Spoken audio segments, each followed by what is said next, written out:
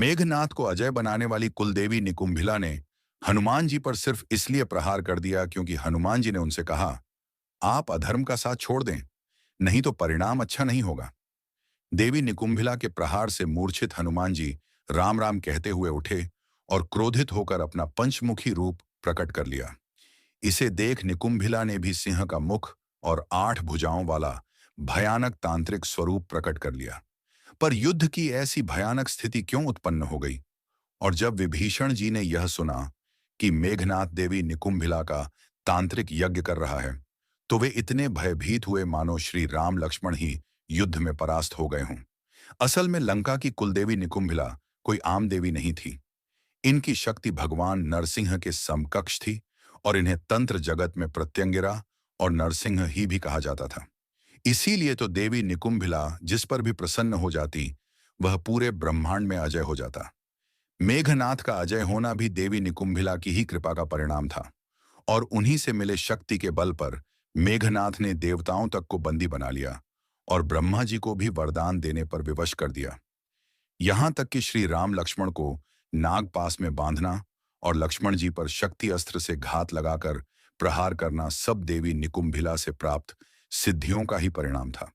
पर जब जब मेघनाथ का सामना हनुमान जी से हुआ, तो देवी निकुंभिला भी उसे विजय नहीं दिला पाई और इसी बात से तिलमिलाया मेघनाथ सीधे सीधे देवी निकुंभिला से ही हनुमान जी को युद्ध में परास्त करने को बोलने लगा।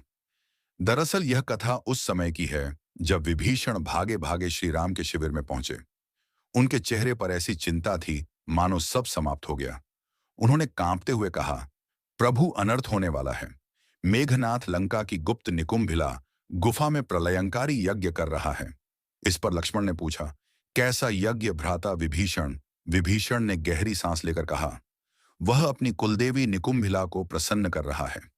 यह कोई साधारण देवी नहीं है, यह प्रत्यंगिरा है, अथर्व वेद की साक्षात शक्ति, सिंह का मुख और नारी का शरीर। अगर मेघनाथ यह गोपनीय यज्ञ पूरा कर लेगा तो उसे एक ऐसा मायावी रथ मिलेगा जिस पर सवार होने के बाद उसे त्रिदेव भी नहीं मार सकेंगे। वह अजय हो जाएगा। हमें जल्दी ही वहां पहुंचकर उसका यज्ञ भंग करना होगा और श्री राम की आज्ञा लेकर हनुमान जी, लक्ष्मण जी और विभीषण जी एक विशाल वानर सेना के साथ उस गुप्त गुफा तक पहुंचे। पर यहां जो हुआ उसके बारे में किसी ने सपने में भी सोचा नहीं था। असल में मेघनाथ का यज्ञ भंग करना इतना आसान नहीं था क्योंकि उसकी रक्षा स्वयं देवी निकुंभिला अपनी सहायक तांत्रिक शक्तियों के साथ कर रही थी। देवी निकुंभिला की सहायक रक्तदाता शूलिनी और मरकटकाली मुख्य रूप से पूरे गुफा को सुरक्षा दे रही थी और इन सभी बातों से अनजान वानर दल ने जैसे ही अंदर प्रवेश करने की कोशिश की, एक अदृश्य शक्ति ने पूरी सेना को पीछे फेंक दिया। इससे क्रोधित होकर लक्ष्मण जी ने अपना धनुष उठाया और बोले, यह कैसी माया है, मैं इसे अपने बाणों से अभी भेद देता हूं। पर उनके दिव्यास्त्र भी उस दीवार से टकराकर शून्य में विलीन हो गए। इस पर विभीषण जी ने चिंतित होकर कहा, यह माया नहीं, यह स्वयं कुलदेवी निकुंभिला का शक्ति बंधन है। उन्होंने मेघनाथ को अपनी सुरक्षा में ले लिया है। इस कवच को भेदना असंभव है। यह सुनकर वानर सेना में भय की लहर दौड़ गई।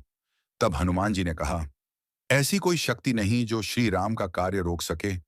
और हनुमान जी जय श्री राम का उद्घोष करते हुए अपना रूप विशाल किया और अपने गधा से गुफा की ओर एक शक्तिशाली प्रहार किया और तब हनुमान जी के समक्ष अट्टाहस करती हुई प्रकट हुई। रक्तदता, शूलिनी और मरकटकाली हनुमान जी का इन तीनों से भयानक युद्ध शुरू हुआ। पर इन तीनों की तांत्रिक शक्ति के सामने हनुमान जी कमजोर पड़ने लगे, तो उन्होंने तुरंत नत ही श्री राम को स्मरण किया और तब हनुमान जी में एक नई ऊर्जा का संचार हुआ। फिर उन्होंने अपने गद्दा के एक ही प्रहार से तीनों को परास्त कर दिया। पर अब कुछ ऐसा हुआ जिसने हनुमान जी को भी अचेत कर दिया। असल में हनुमान जी द्वारा रक्तदा, शूलिनी और मरकटकाली को परास्त करने से देवी निकुंभिला इतनी क्रोधित हो गई कि वे तुरंत ही हनुमान जी के सामने प्रकट हो गई। देवी निकुंभिला को देख हनुमान जी ने हाथ जोड़कर प्रणाम किया और विनम्रता से कहा, हे देवी, आप मेघनाथ की रक्षा करके अधर्म को बचा रही हैं। आप हमारे और मेघनाथ के बीच से हट जाइए। इस पर देवी निकुंभिला ने कहा, हनुमान, ऐसा नहीं हो सकता। मैंने अपने भक्त को रक्षा का वचन दिया हुआ है। तुम लोग मेरे रहते मेघनाथ को परास्त नहीं कर पाओगे। तब हनुमान जी ने कहा, आप अधर्म का साथ छोड़ दें, नहीं तो परिणाम अच्छा नहीं होगा। यह सुन देवी निकुंभिला अत्यंत ही क्रोधित हो गई और बोली, चुप हो जा वानर। जो मेरी शरण में है उसकी रक्षा मेरा धर्म है। तू मुझे धर्म सिखाएगा। लौट जा यहां से, अन्यथा मेरे क्रोध का ऐसा परिणाम देखेगा कि सृष्टि में तेरा नाम लेने वाला भी कोई नहीं बचेगा। इस पर हनुमान जी ने दृढ़ता से कहा, देवी मुझे विवश न करें। श्री राम की आज्ञा मेरे लिए सृष्टि के विधान से भी बढ़कर है। यह सुनते ही देवी निकुंभिला और अधिक क्रोध से भर गई और जोर जोर से भयंकर गर्जना करने लगी। और तभी कुछ ऐसा हुआ कि हनुमान जी को अपना पंचमुखी रूप धारण करना पड़ा। असल में क्रोधित देवी निकुंभिला ने हजारों तांत्रिक शस्त्र से हनुमान जी पर प्रहार कर दिया। अचानक हुए आक्रमण से हनुमान जी संघर्ष करने लगे और एक पल के लिए ऐसा लगा मानो वे इस विनाशकारी शक्ति के आगे विवश हो रहे हैं। तब हनुमान जी ने देखा कि साधारण बल और विनय से बात नहीं बनेगी। तब उन्होंने अपने उस स्वरूप का आवाहन किया जो केवल धर्म की स्थापना के लिए ही प्रकट होता है। उन्होंने श्री राम का स्मरण किया और उनका शरीर पर्वतों जैसा विशाल होने लगा और तब ही एक दिव्य प्रकाश के साथ प्रकट हुए। पंचमुखी हनुमान वानर, गरुड़, वराह, हयग्रीव और पांचवा सबसे विकराल। धधकते हुए क्रोध से भरा नरसिंह मुख, उनके नरसिंह मुख से ऐसी भयंकर गर्जना निकली कि देवी निकुंभिला का शक्ति बंधन कांच की तरह टूटकर बिखर गया। इसे देख निकुंभिला ने भी सिंह का मुख और 8 भुजाओं वाला भयानक तांत्रिक स्वरूप प्रकट कर लिया। गुफा के अंदर यज्ञ कर रहे मेघनाथ की आंखें खुल गईं और उसने देखा कि उसकी रक्षा कर रही देवी निकुंभिला अब स्वयं अपने पूर्ण सिंहमुखी स्वरूप में प्रकट हो चुकी हैं और उनके सामने उन्हीं के जैसा एक और सिंहमुखी योद्धा खड़ा है। एक ओर थी रावण की कुलदेवी निकुंभिला, तो दूसरी ओर थे राम भक्त हनुमान अपने नरसिंह स्वरूप में। यह दो ऐसी महाशक्तियों का युद्ध था जिसमें एक अपने भक्त के वचन से बंधी थी तो दूसरे अपने प्रभु की आज्ञा से। दोनों की गर्जना से ब्रह्मांड कांप उठा। देवी निकुंभिला अनेक तांत्रिक मायावी शस्त्रों से हनुमान जी पर प्रहार करने लगी, पर अब हनुमान जी पर इसका कोई भी प्रभाव नहीं पड़ रहा था। तभी हनुमान जी ने भी अपने गधा से एक भयानक प्रहार देवी निकुंभिला पर किया और इसे रोकने के लिए देवी निकुंभिला ने भी अपने सबसे शक्तिशाली गधे से हनुमान जी पर प्रहार किया। पर यह क्या, हनुमान जी की गधा से टकराकर देवी निकुंभिला की गधा ऐसे बिखर गई मानो कांच पत्थर से टकराया हो। अब देवी निकुंभिला को समझ आने लगा कि उन्होंने हनुमान जी को ललकार कर बहुत ही बड़ी गलती कर दी है और उन्हें यह समझ आ गया कि हनुमान जी कोई आम वानर नहीं, यह तो सर्वोच्च शक्ति है। और तब देवी निकुंभिला ने पुकारा, त्राहिमाम हनुमान त्राहिमाम। मैं तो अपने भक्त के वचन से बंधी थी, पर आपकी भक्ति के आगे मेरा प्रभाव शून्य है। मैं आपकी शरण में आई हूं, मेरी रक्षा करें। इस पर हनुमान जी ने कहा, आप बस हमारे और मेघनाथ के बीच से हट जाइए। और इस पर देवी निकुंभिला ने कहा, मैं ऐसा ही करूंगी हनुमान। पर यह हनुमान जी की विजय नहीं, बल्कि अदृश्य रूप से मेघनाथ की सुरक्षा का भेदन ही था बस। क्योंकि असल युद्ध तो अब होने वाला था, एक ऐसा युद्ध जिसकी कल्पना मात्र से हनुमान जी भी कांप जाते थे। वह था लक्ष्मण मेघनाथ का युद्ध। देवी निकुंभिला का सुरक्षा टूटते ही लक्ष्मण की अगुवाई में हनुमान, अंगद, नल नील जैसे महाबली वानर वीर उस गुप्त गुफा के अंदर घुस गए। विभीषण के कहने पर सभी वानरों ने उस तांत्रिक यज्ञ को पूरी तरह विध्वंस करना शुरू कर दिया। वे अपनी गदाओं से यज्ञ कुंड पर प्रहार कर रहे थे, पर मेघनाथ हार नहीं मान रहा था। वह वानरों के गड्ढा के हर प्रहार को सहते हुए अपने मंत्रों को पूरा करने में जुटा था। उसका शरीर लहूलुहान था, पर उसकी आंखों में यज्ञ पूरा करने की ज्वाला धक रही थी।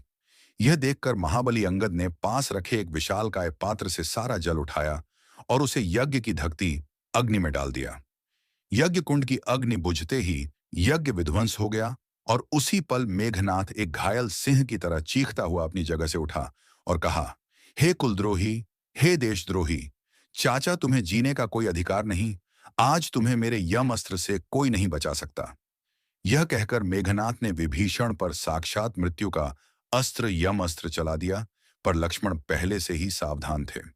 उन्होंने एक पल की भी देरी न करते हुए अपने दिव्यास्त्र से उस यम अस्त्र को आकाश में ही भस्म कर दिया और यहीं से आरंभ हुआ रामायण का वह महाभयंकर युद्ध जिसे देखने के लिए देवता भी आकाश में एकत्रित हो गए।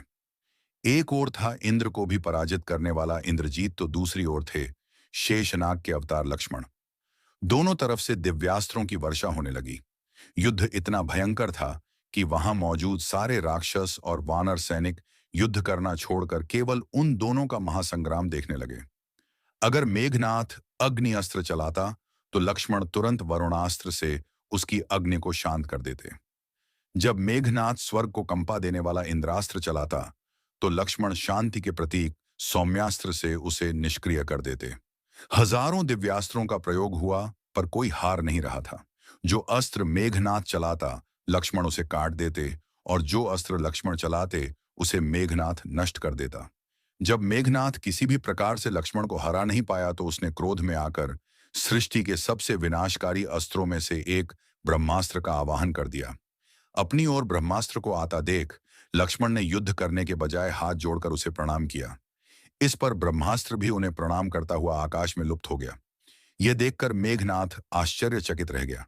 उसने सोचा, यह कैसा योद्धा है जिसके सामने ब्रह्मास्त्र भी नतमस्तक हो गया। तब उसने भगवान शिव के प्रलयंकारी पाशुपात का आवाहन किया, पर लक्ष्मण ने भगवान शिव का ध्यान कर उन्हें भी प्रणाम किया और पाशुपतास्त्र भी उन्हें प्रणाम करता हुआ विलीन हो गया। अब मेघनाथ का क्रोध और आश्चर्य चरम पर था। उसने कांपते हुए हाथों से संसार के अंतिम और सबसे भयानक अस्त्र भगवान नारायण के सुदर्शन चक्र का आवाहन कर दिया। पर जैसे ही सुदर्शन चक्र लक्ष्मण जी के पास पहुंचा, वह उनकी परिक्रमा करके वापस लौट गया। यह देखकर मेघनाथ को विश्वास हो गया कि श्री राम और लक्ष्मण कोई साधारण मनुष्य नहीं, बल्कि वे स्वयं भगवान विष्णु और शेषनाग के अवतार हैं। और इसके बाद वह युद्ध भूमि से गायब हो गया। लक्ष्मण जी को लगा कि वह डरकर भाग गया, पर विभीषण जी ने उन्हें समझाया कि वह मायावी है, वह कोई नई चाल चलने गया होगा। असल में मेघनाथ तो लंका गया था, अपने पिता अहंकारी रावण को यह सत्य बताने। मेघनाथ ने रावण से कहा, पिता श्री श्री राम और लक्ष्मण कोई साधारण मनुष्य नहीं है। उन पर ब्रह्मास्त्र, पाशुपतास्त्र और सुदर्शन चक्र का भी कोई असर नहीं हुआ। वे स्वयं नारायण और शेषनाग हैं।